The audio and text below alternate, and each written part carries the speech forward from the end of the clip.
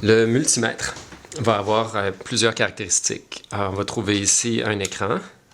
Ceci, c'est un commutateur qui va nous permettre d'aller sélectionner la propriété qu'on veut mesurer. Ensuite, il y a ces connexions ici, au nombre de 3 dans mon cas. Le COM, c'est la mise à terre, le neutre ou le négatif. C'est là où on va mettre le connecteur noir. Et ensuite, j'ai 2 choix pour le rouge. Et il va falloir les changer selon la propriété du circuit. Nous allons utiliser celle-ci qui va mesurer la tension en volts continu et en milliampères et qui va être parfait pour mesurer la résistance. Donc, je vais le mettre ici. Dans l'anneau ici, qui est sélectionné par le commutateur, vous allez avoir accès à mesurer les volts en courant continu. C'est la ligne avec des petits points en dessous qui souligne un petit peu le V pour volt ou tension. Ensuite, on a la résistance qui est ici en jaune, qui est mesurée en ohms. Ça, c'est son symbole, l'oméga. Ensuite, on a ici un testeur de continuité qui est avec un petit indicateur sonore dans mon cas, puis le symbole d'une diode. Ça va changer sur tous les modèles de multimètre. Et finalement, on va avoir ici le courant mesuré en ampérage. On a un A qui est souligné encore une fois par une ligne continue, puis avec des pointillés. Et finalement, on a la tension de ce côté-ci, mais une tension avec une oscillation en dessous. Donc, ça, c'est un courant alternatif. On ne va pas utiliser celui-ci. Je vais le mettre à off parce qu'on n'a pas de mise en veille automatique. Alors, si je veux mesurer maintenant la tension, je vais le faire en déplaçant la molette de ce côté-ci, et c'est la tension continue. Donc, on est en train de mesurer en volts DC, direct current. Et je peux choisir, donc, avec la molette, 200 millivolts, 2 volts, 20, 200 ou 600 volts. Je ne vous conseille pas les 2 derniers, ou vous nous demandez si vous voulez. Donc, la première chose à mesurer, ça va être le fonctionnement de l'appareil. Donc, je vais utiliser le commutateur, je vais le mettre pour indiquer, je vais sélectionner, disons, la continuité ici. Puis, je vais utiliser les 2 sondes, le rouge et le noir, puis je vais juste les toucher. Vous voyez que ça indique un 1 ici. Ça veut dire qu'il y a une résistance infinie entre les 2 points. Si je touche les deux points de la sonde qui sont connectés ensemble, je vais entendre un bruit et vous allez voir que la résistance va osciller autour de 0. Infini, 0. Donc, je sais que mon appareil fonctionne. Là, je peux utiliser cette caractéristique-là pour tester d'autres choses. Par exemple, un clou. Si je me dis, bon, c'est du métal, ça devrait conduire. Ouais, ça conduit. Vous notez que j'utilise mes pouces. J'ai pas très peur parce que le corps humain ne conduit pas très bien. Ensuite, je vais utiliser la même caractéristique pour tester la continuité dans mon fil pince alligator. Je clip d'un côté de ma sonde, je clique de l'autre et j'ai un fil qui conduit l'électricité. Donc, j'ai ici un circuit fermé. Alors, je vais maintenant mesurer la résistance dans un circuit. La résistance, c'est la propriété qu'ont certains matériaux de s'opposer au passage des électrons, donc d'offrir une résistance. J'ai utilisé le commutateur ici pour le mettre à 200. La résistance est exprimée en ohms, donc c'est 200 ohms, et ça, c'est le symbole, c'est le oméga.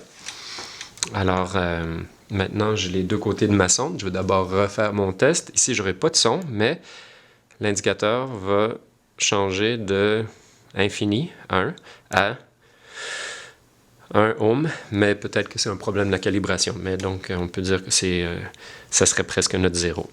Je peux le changer. Je vais aller voir à 2K, c'est-à-dire 2 fois 1000, 2000 ohms, 2 kilo-ohms. Et je fais le même test.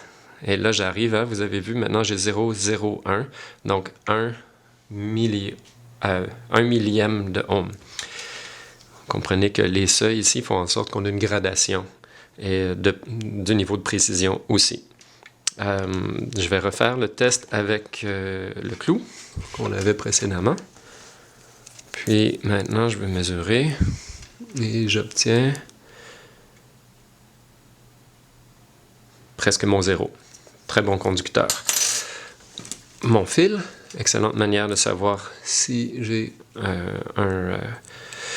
une interruption dans le passage ici des électrons. Alors là, c'est encore un meilleur conducteur, donc moins de 1 ohm de résistance.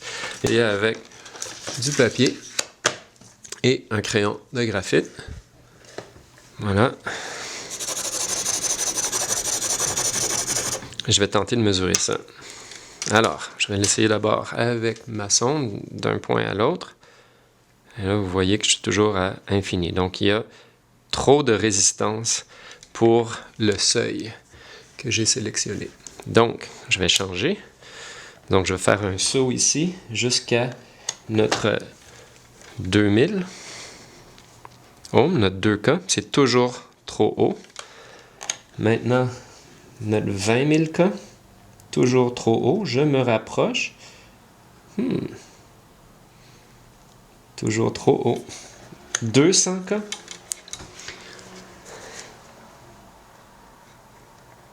Ah. Voilà. Lorsqu'il se touche presque, je suis à 75 000 ohms, 75 K. Si je vais plus loin, ça devient infini, donc au-dessus de mon 200 K. Et plus je me rapproche, l'échelle est très petite, donc je vais augmenter la capacité de mon circuit simple de conduire. Voilà, en mettant beaucoup de graphite. Et maintenant, voilà, 50 K. Plus je l'éloigne, 150, 80, ça dépend des passages de doigts, mais voilà, plus je l'éloigne, plus ça augmente, c'est normal. Plus je me rapproche, plus ça se réduit. Et voilà. Donc, le graphite est un moins bon conducteur que le métal. Voici. Maintenant, je vais vous montrer comment on utilise le multimètre pour tester les diodes émettrices de lumière et une composante électrique commune qui s'appelle une résistance. J'ignore quelle est la résistance de cette résistance. Alors, je vais aller choisir une valeur comme 20K. Je vais appuyer, mais avec mes doigts. Encore une fois, le corps ne conduit pas assez pour faire une grande différence. Mais j'ai 9,9 kΩ, donc ça doit être une résistance de 10 kΩ. Là, peu importe de quel côté on tient notre résistance, ça va indiquer la même chose. On dit qu'il n'y a pas de polarité à cette composante électrique. Si je veux la mesurer, mais disons avec le seuil, maintenant avec la molette, si je choisis 2K, maintenant la résistance indiquée va être résistance infinie, donc au-dessus du seuil à partir jusqu'auquel je peux mesurer. Par contre, si je le mets à 200K ici, je vais aller retoucher, puis maintenant j'ai juste une seule décimale de précision. 9,7 au lieu de 9,9 quelques. Maintenant, si je veux mesurer le fonctionnement ou non d'une diode émettrice de lumière, il y a un petit peu de tension qui est envoyée par ce multimètre, mais la plupart des multimètres vont le faire aussi. Si on mesure la continuité, ensuite, si je place la cathode, c'est la partie rouge, sur la broche la plus longue de ma diode émettrice de lumière et l'anode, la partie la plus courte, de ce côté-ci sur le noir. Là, normalement, je ne sais pas si c'est vérifiable, mais on va voir une lumière. Parce que si je le change de côté, là, la diode émettrice de lumière ne va pas émettre de lumière, donc on peut utiliser notre multimètre pour être capable de déterminer la polarité et donc le bon fonctionnement de notre diode émettrice de lumière. Parce que contrairement à la résistance, la diode, elle est polarisée. Donc il y a un ordre des connexions à respecter. Alors, la résistance ici n'est pas polarisé, c'est-à-dire que les deux côtés, peu importe, vont laisser passer les électrons de la même manière. Donc, il n'y a pas de polarité.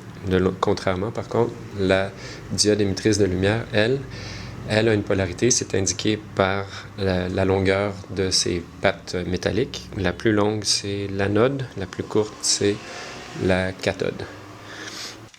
Alors là, je vais aller mesurer, par exemple, j'ai une pile rechargeable et je vais aller choisir les volts. Dans les volts, j'ai des choix.